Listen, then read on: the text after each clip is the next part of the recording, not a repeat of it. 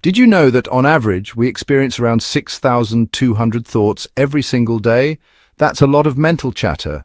Now imagine if most of those thoughts were negative, critical, or anxiety-ridden. It's like having a noisy roommate in your head who never stops complaining. Mastering our thoughts and emotions isn't about becoming robots without feelings. It's about learning to manage that inner chatter, to differentiate between helpful and unhelpful thoughts, and to choose how we respond to emotional waves. This mastery is essential for our well-being because our thoughts and emotions directly influence our actions, relationships, and overall happiness. When we learn to manage our inner world, we gain a sense of control over our lives. We're less reactive, more resilient, and better equipped to navigate life's inevitable ups and downs. It's like having a well-trained dog instead of a wild wolf running around in your mind. Imagine this.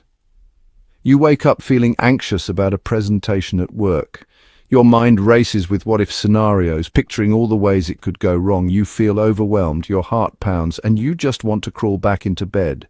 This is your mind and emotions controlling you. Taking the reins means recognizing these thoughts and feelings without judgment. It's about acknowledging them, like saying, okay, I'm feeling anxious about this presentation. That's understandable. Once you acknowledge your emotions, you can start to explore them. What specifically is making you anxious? Is it the fear of public speaking, the importance of the presentation, or something else?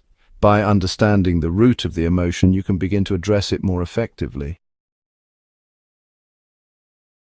Anxiety, that nagging feeling of worry and unease, is a common challenge. It often stems from fear, uncertainty, or feeling overwhelmed. Negative thinking, our inner critic that constantly points out flaws and failures, is another frequent visitor. Then there's emotional overwhelm, that feeling of being completely swamped by emotions, whether it's sadness, anger, or frustration.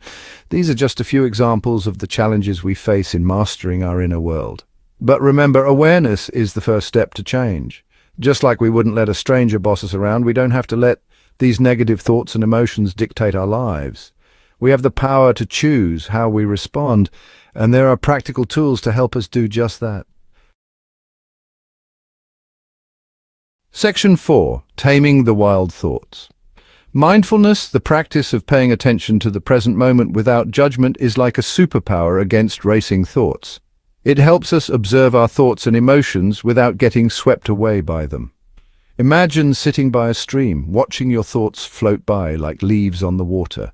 Journaling is another powerful tool. By writing down our thoughts and feelings, we gain clarity and release pent-up emotions. It's like having a conversation with ourselves on paper, helping us to process and understand what's going on inside. Positive affirmations, on the other hand, are like positive self-talk on repeat. By consciously choosing empowering statements like "I am capable" or "I am worthy," we can rewire our brains for more positivity and self-compassion. Section 5. Reframing, turning darkness into light. Reframing is a powerful technique that involves changing the way we look at a situation. Instead of focusing on the negative, we try to find a more positive or constructive perspective. Imagine spilling coffee on your shirt right before an important meeting. You could easily spiral into negativity, thinking, "This always happens to me, I'm so clumsy." But what if you reframed it? You could say, "Well, at least it wasn't red wine." Or, "This gives me a chance to show off my quick thinking and problem-solving skills." Reframing isn't about denying reality or pretending everything is perfect. It's about choosing to focus on the aspects we can control and finding the silver lining in challenging situations. It's a skill that takes practice, but the rewards are immense.